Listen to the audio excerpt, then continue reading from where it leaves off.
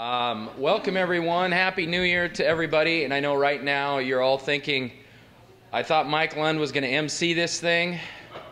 Well, I got news for you. I am Mike Lund. The New Year's diet is working out so well, hardly anybody recognizes me to this point. But I know I look good, so thank you for that. It's the only one I got today. I got no other jokes. We'll start today just reminding you that all of our basketball games from here on out, obviously all Big Sky games, but every game you can watch live audio, or actually you'd watch live video. You can watch live video, hear live audio, and all the live stats. Just go to govikes.com, click on the game day box. Every game is available, video for every game, and obviously audio for every game. And moving along, just want to remind you that track, tennis, softball, golf, all those sports are beginning up in earnest this month. Several will be competing before the end of the month. So even though we're kind of focusing on basketball, we do have a lot going on coming up in all the sports, and perhaps we'll get a few of those coaches down the road to come by for a luncheon.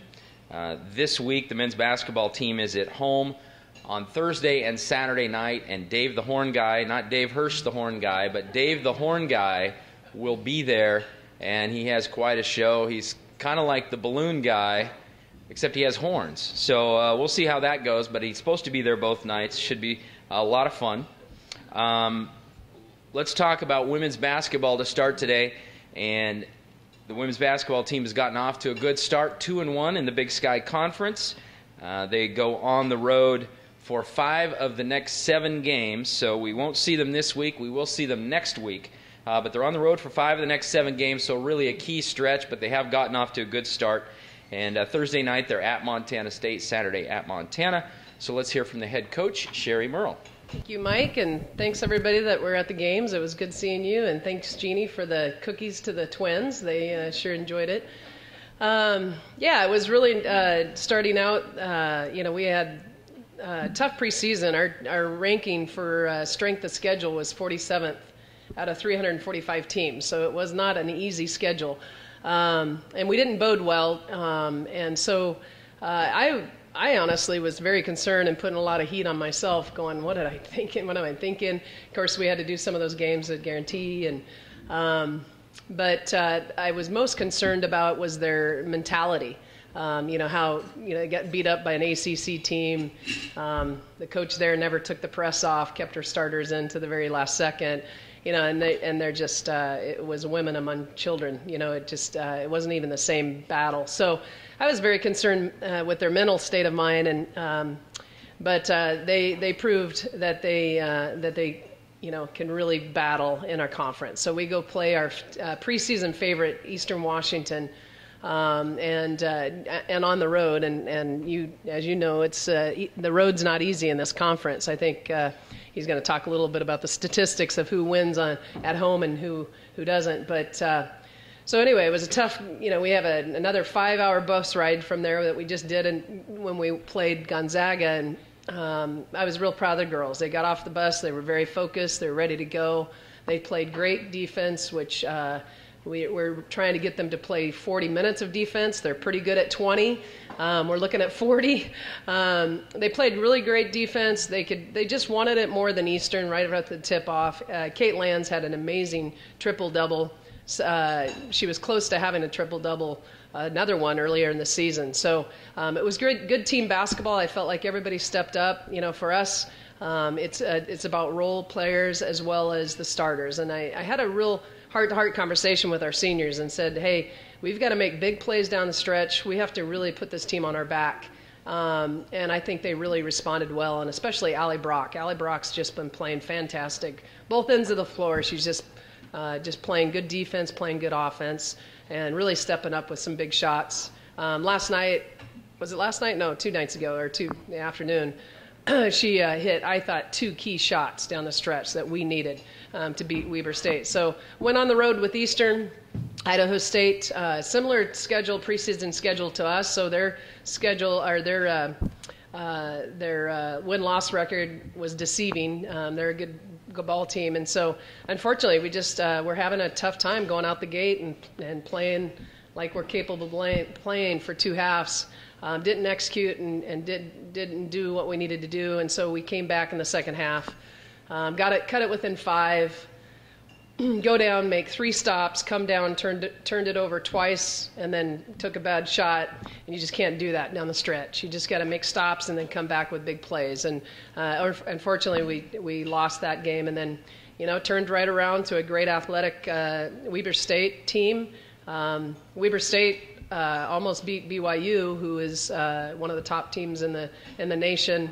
So there's kind of a scary team, and it's one of those things where you're going, man, you can't lose 2 at home, that's for sure. So, again, the girls really responded. Halftime talk, no cussing, no throwing, but just a lot of heart-to-heart talk about, ladies, we need to execute, and we need to make sure that we're reversing the ball, not going one-on-one, and we need to play defense. We need to deny the ball. We need to come up with some big defensive stops and steals. And sure enough, second half, they did it. Angela Misa came on strong. She had 16 points, I think, and 10 or so rebounds. So just some big numbers from people. And L'Oreal came off the bench. She had a disciplinary action that we kept her on the first half. And so I thought she responded well and handled that adversity well. So, big win. 2-1 is, I'd like to be 3-0, and I know you would too. But we'll take 2-1. And now we've got, Montana schools are as good as they always are. So we've got, typically we seem to do well at Montana State on the road. I hope that history repeats itself. But again, it comes down to playing 40 minutes. I'd rather do that than try to flip a coin at halftime. So Kate Lands, just want to point out that she was Player of the Week when she had the triple-double. So that was really nice to see that conference award. And then just academically, our young ladies did a great job in the first quarter. We had 2 individuals that had 4 points, and everybody just did really well in the classroom. So really pleased with them. I would love to have one of them up here speaking. I think that's the highlight of the luncheon, is not so much us talking. It's the young ladies and young gentlemen that you guys support so much. But unfortunately, I run right after practice here, and they're lifting weights. So if I had to choose one or the other, I'd rather them work on their game and their weights than come in to speak. But if we get any chance to where we're off on a Monday, I would love to bring them there. They're just wonderful girls, and I think they're doing a good job, and we're looking forward to the rest of the conference. Any questions that you guys have, or you all have for us?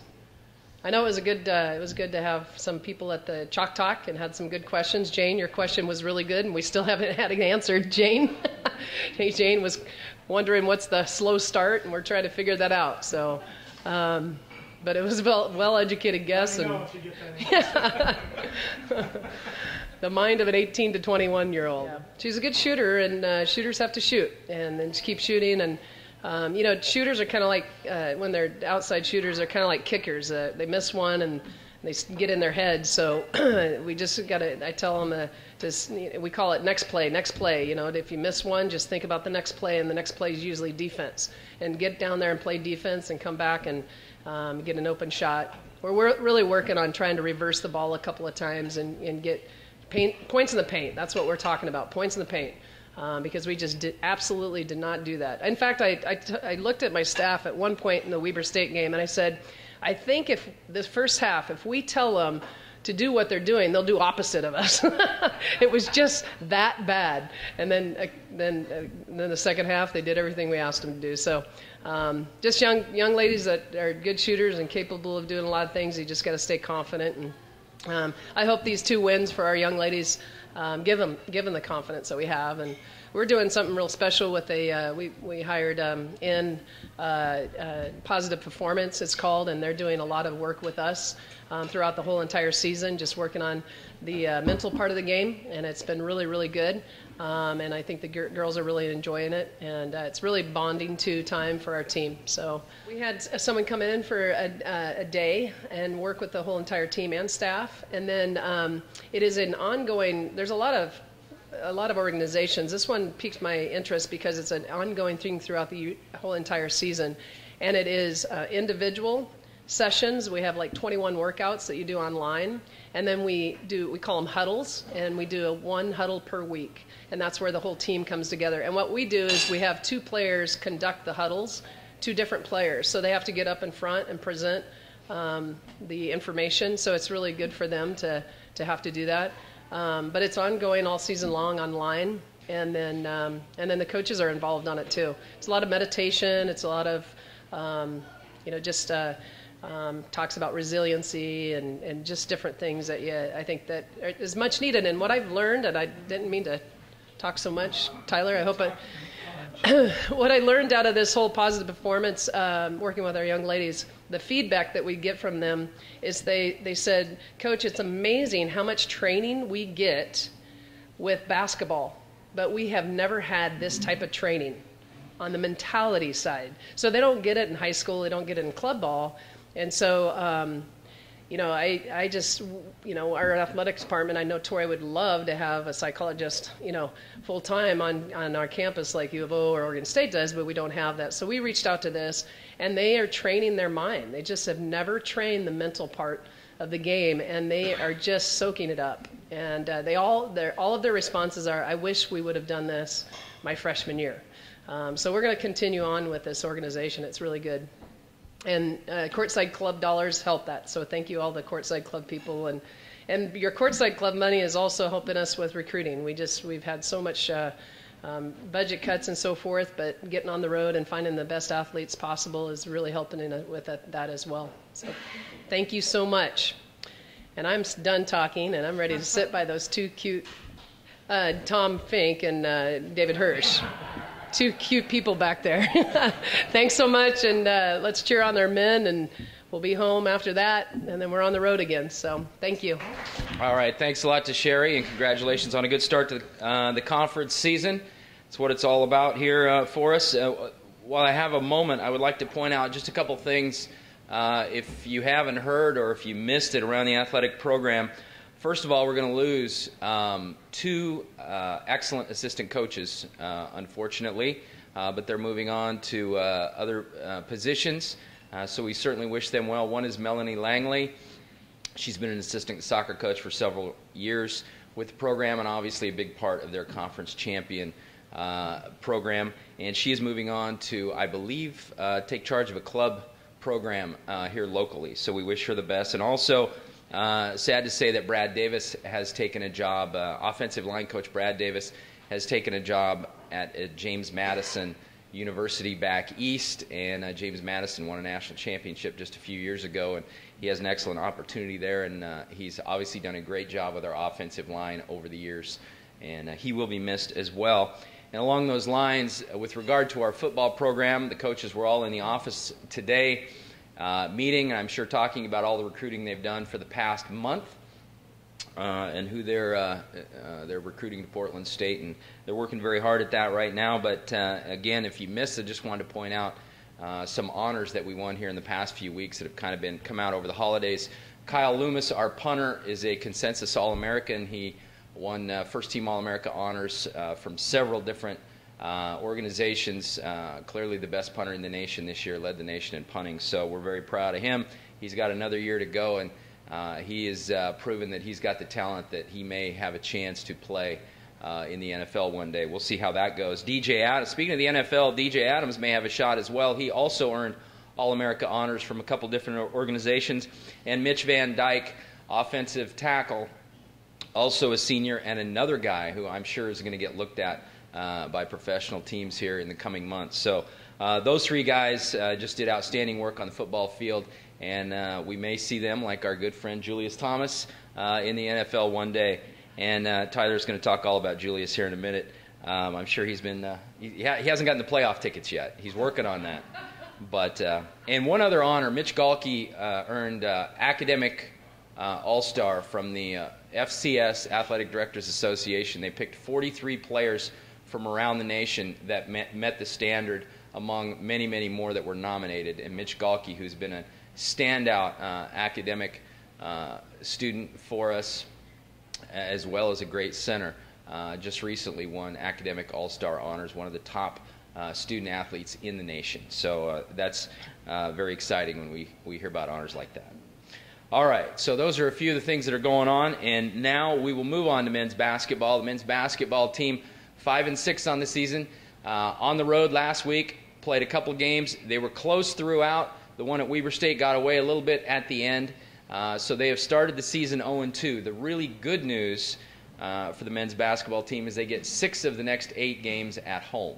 So really this is the time when they need to take advantage of the schedule and get those wins and get things rolling in the Big Sky. And here to talk about it is head coach Tyler Geving. Thank you, Mike Lund. Do a great job. Appreciate that. First of all, it's really great being the men's basketball coach here and having a women's coach like Sherri.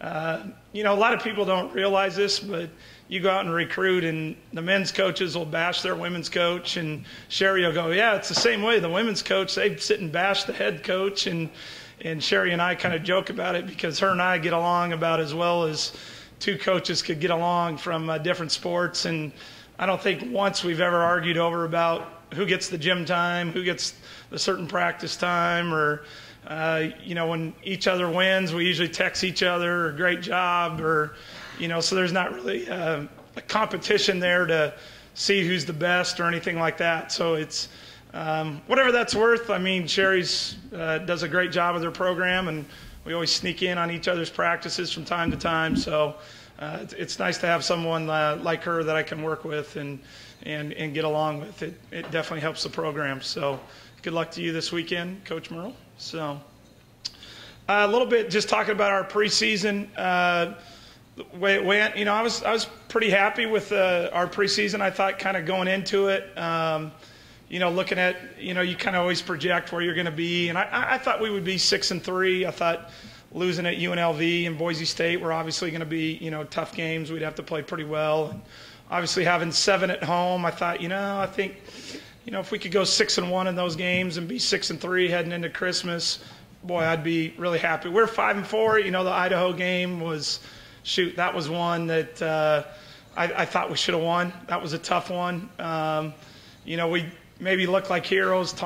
Tim maybe could have shot it, had a great look, made a nice pass. Deshaun kind of fumbled it, and if he catches it, he lays it in, and everybody's happy. So, but, those things happen, and like I told the kids, I'd rather lose one of those in a non-league game than in a league game. But overall, I thought, heading into Christmas, I was, extremely pleased with where we were as a team and kind of the direction that we're going. And obviously with my new, working in 2 new assistant coaches and some new players, and my staff is unbelievable. I couldn't be happier with them. I think as you guys watch the games, you're seeing Coach Hiranaka in there doing a lot of coaching and strategizing, and it's obviously taken a lot of pressure off me so I can focus on some other things, not only during the day but also during the game. So from that standpoint, I think we're very pleased with what we're doing there. This last weekend, on the road is it's tough, and I'm not going to make excuses for that. I think there was 12 games. Well, there was 12 games of men's basketball, and the home team was 11-1. So that just gives you an idea that you better win your home games, and if you can find a way to win a few on the road, then you're going to be obviously in the upper half of the league. Idaho State game, they're much improved from where they were last year. Obviously they beat Eastern the next night as well and took it to them pretty good. We started out well. We got off to a great start. And I don't know what to contribute that to, Jane, because sometimes when we get off to a bad start, I don't know what to contribute that to, too. And I think Sherri's right. That's one of those mysteries of 18 to 22-year-olds, sometimes what's going through their heads. And but we got off to a great start, had a decent first half, down 3, came out, scored the first 8 points of the second half, up 44-39. And then we just had a couple bad possessions, bad plays. It was a 2-point game under 8 minutes to go, and kind of like Sherri says, the other team made more plays than we probably did down the stretch, which was unfortunate.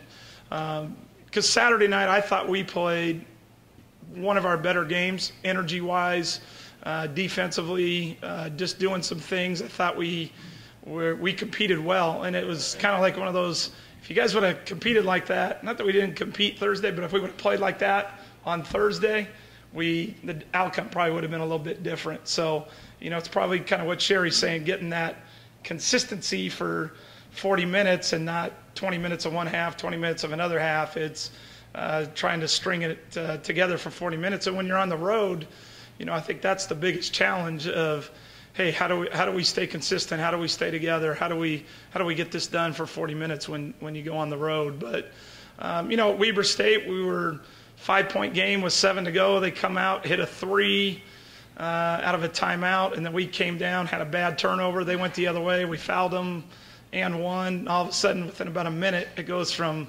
5 to 11, and it's those kind of break your back sometimes as a team. But the kids competed. I like where we're at mentally. I think that's, as Sherri's talking about that, I think that's one of the most underrated things in all of sports. Is great. You can have all the talent you want, but if your team's not playing together or not mentally into it or not playing for the guy next to them, then it really doesn't matter. But we have that right now, and the kids are competing for each other, buying into each other, buying into what we're saying. And now we just need to get it home. This is obviously a big weekend, as Mike said. When you get it home, you've got to be able to hold serve at home and get back into this thing, because I look at this year's league, and really 1 through 11, anybody can beat anybody. It's I think it's a great league. I think there was a stat. Ken Pomperoy does all these NCAA statistics, but our league was rated the 3rd league is like the most competitive league from top to bottom out of the whatever 32 leagues there are in NCAA basketball. So it's going to be a grind. Every game is going to be right down to the wire, and those give you heart attacks sometimes or stress a little bit more. But I like where we're at, and I'm excited about this week of practice. The kids are ready to go, and obviously we got a big challenge with Montana State and Montana, and if we can get these two at home, then definitely going to be excited about where we're going. So it's going to be a fun race. I'll just put it that way to you. So as I'm still talking, any questions? No. Yeah. This morning, as I was walking from my car in campus, Gary Winston came out of the dorm, and I was talking to him, and I said, Gary, you got to shoot more. And then we talked about the Weber State game, and I said, what happened to Aaron Moore? Because I didn't see him in the box score. And he said that Aaron's no longer with the team. Is that right? He is no longer with us. Yep. It's boy, that's yeah, it is. It is and it isn't. It is and it isn't. And it's kind of going back. I think you guys heard me speak at my breakfast about a year ago, and I think what you have to evaluate. I'm an educator. I have my teaching degree. I have my master's in education. I'm not probably your typical basketball coach that a lot of people, they play, they go to the NBA, they come back, they coach, or they just got right into coaching after they played and they have their degree in something else. I'm an educator. That's how I see myself. And I think more than anything, you got to give kids chances. And I think obviously principals, and there's been teachers in here, and when a kid acts up in your class, is that a reflection on you? No, that's not a reflection on you. Is it easy to quit on that kid? Yeah, that's the easy thing to do. It's easy to send the kid to the principal's office. It's easy to send the kid to the alternative school. It's easy to kick the kid out of school. That's the easy way out. But as an educator, this isn't about basketball. It's about how do we get these kids ready for life? How do we get them through school? That's what I'm proud about from the APR. It'll come out this year. Our 4-year average is a 994. 16 of 17 kids have graduated because that's what I believe in. And if you ask our kids what we believe in, they will tell you it's coaches is going to make sure you go to class. Is it perfect? No, it's not perfect. But that's part of our job as a coach, to lead these kids into the real world. And this is how you act in the real world. You act this way in the real world, you're not going to have a job. And you give kids multiple chances. I believe in kids. I believe in giving them opportunities. And I think it also gets to a point you've got to decide whether you're a teacher, principal, whether you're the owner of your own business and you have employees. At what point does that become a distraction to your business, to the classroom? Does that affect other kids learning in the classroom? Does that affect other kids on the team? Does that affect the other coaches? Is this what's best for the team? If it's what's best for the team, we're going to do it. If it's not what's best for the team and it's starting to become a distraction, then we need to go another direction. And unfortunately, where we're at right now, I love Aaron more than anyone. He made great strides, tremendous strides. If you knew his background and what he's about and what he's gone through and where he's at right now, boy, he's made a lot of strides. Unfortunately, he hasn't made enough in some certain areas, and those are kind of holding him back, and that's why I made the decision that I decided to make, because I think it's going to be best for our team. And at the end of the day, really, I think it's what's going to be best for Aaron.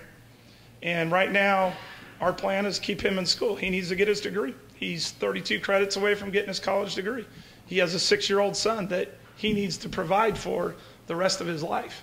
And these are conversations that we've had where if you act this way, you're not going to have a job in the real world and you're not going to be able to provide for your son. And, is it easy? No, it's not easy. Is it pain me? Yeah, it pains me. But I also know our players are going to respond to it better. I'm going to earn the respect of my players a little bit more, as opposed to if I just let it continue to go on. And then all of a sudden the players are going to go, well, Coach, if he gets to act like that, how come we all don't get to act like that?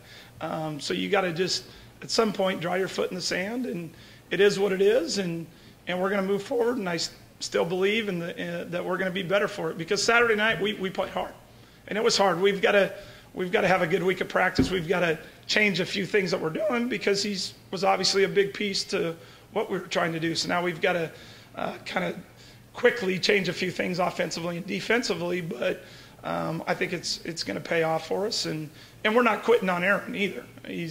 We're not just throwing him out in the trash and saying you're done and never care about you again. No, he's meeting with me tomorrow, and there's still some things I want him to do because I want him to be successful in life. And because at the end of the day, I always tell my kids, nobody cares that you play basketball at Portland State 10 years from now. It's great, use it to your advantage, but at the end of the day, you better get your degree and go from there. So that's a long-winded version, I guess, of where he's at. But that's me, who I believe in. That's my philosophy. I'm not gonna change my philosophy of who I am as a person or for the program just because he's a good player. And let's see how many wins we can get out. Well, we can get a few more wins if he's there, but there's gonna be some other stuff that goes on that's gonna bring the program down. And as far as Gary Winston goes, he does need to shoot more, and he needs to. Actually, Gary and I had a little conversation before the Weber game, and like I told him, I said, Gary, I shouldn't play you 4 minutes the night before at Idaho State. You're a guy that led the league in three-point shooting last year. You're a guy that averaged, 10 or 11 in league play, and if you really get down to it, he should be an all-league type player. From what he did as a freshman. I mean, he was on that team with Tapscott and Odom. He was our first guard off the bench, averaged 8 a game. But once again, he needs to take steps forward and not hold himself back. And if he lives up to his potential and does what he's supposed to do, he played what he was supposed to do the other night, and he's starting to come around a little bit. And if he does that, it obviously makes us a better team. Because talented enough, yeah, way talented enough. That's definitely not the issue, but sometimes he can, him and I have had conversations that he can be his own worst enemy at times. And if he's focused and dialed in on what we're supposed to do, we got a good player. Yeah. Sounds to me like you get to be the on-staff psychologist too. You know what? In coaching, it's so funny. Some people, we talk about it all the time. You actually should have a degree in psychology to kind of all the different kids that you deal with and backgrounds and, single parent homes, the no parents to two parents to rich kids to poor kids to, diversity to everything that you got to be able to relate to kids in a variety of different ways, and every kid's different. I mean, there's kids on our team I I could scream and yell out, and if I probably wanted to cuss them out, I probably could. I don't, but if I wanted to, I probably could, and they'd respond well to it. And then there's others that if you try and do that too, or yell at, or boy, they shut down like that. So, I think that's the thing about coaching. You got to know your team, know your players, and what each individual can handle. I always laugh when players or you hear, well, we all need to be treated the same. No, you're not the same. We're going to treat you fairly is what we're going to do, but you're not the same. There's a big difference. And, it's same thing. Once again, that's how it is in the real world too. Well, Wiggins has certainly been a find for you. Yeah, Deshaun has done a really good job for us. Really excited about him. I think that's the thing I love about our team. I mean, Tim Douglas is going to be a good player, obviously. Deshaun's a junior. Dre Winston's a junior. Gary Winston's a junior. Chris Hall's a junior.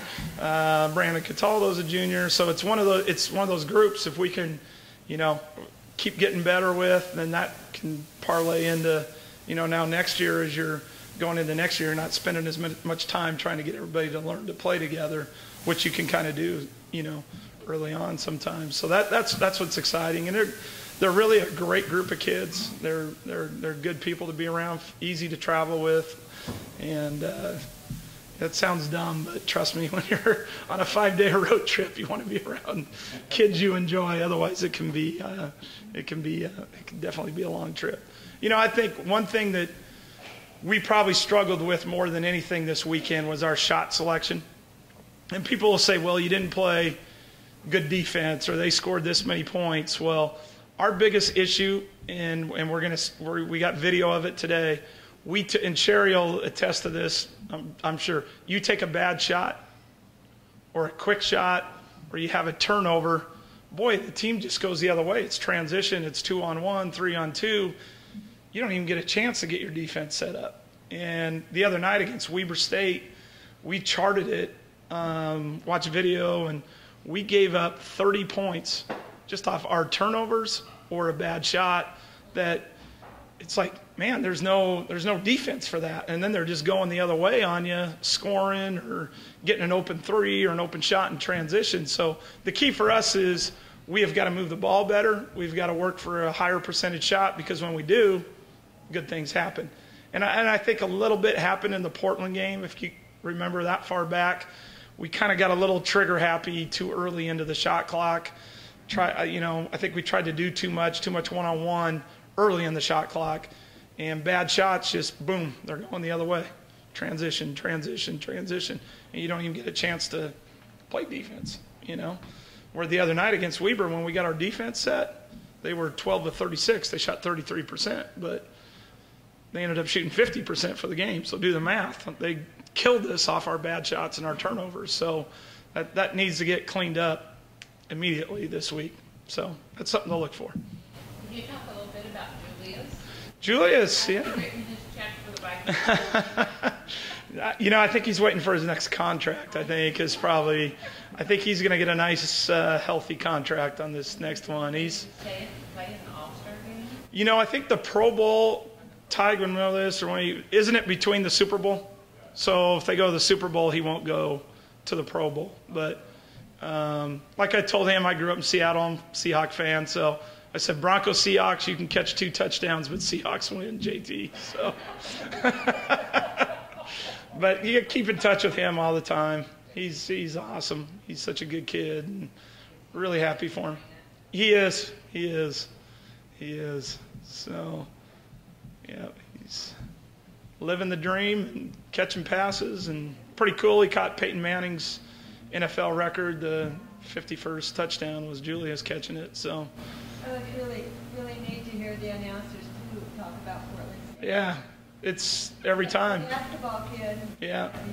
That was a football player. Yeah, it's amazing how many. Just as we're out recruiting or talking to people, it's that kid played basketball for you guys, or So it's pretty neat to have a guy like that, kind of a face of the program a little bit. So, and then on top of it, Julius, whether he was in the NFL or not, was going to be a success and business degree and smart kid and great person and everything that you want your program to represent is what he's about. So it's easy to root for him. I'm looking at the camera. You just got to have Ryan Curtis quit living with you, and you'll be all right. So,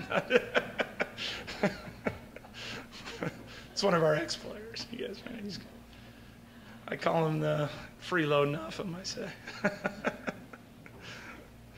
So, other than that, appreciate your support. Thanks a lot for coming out, and let's get a few wins.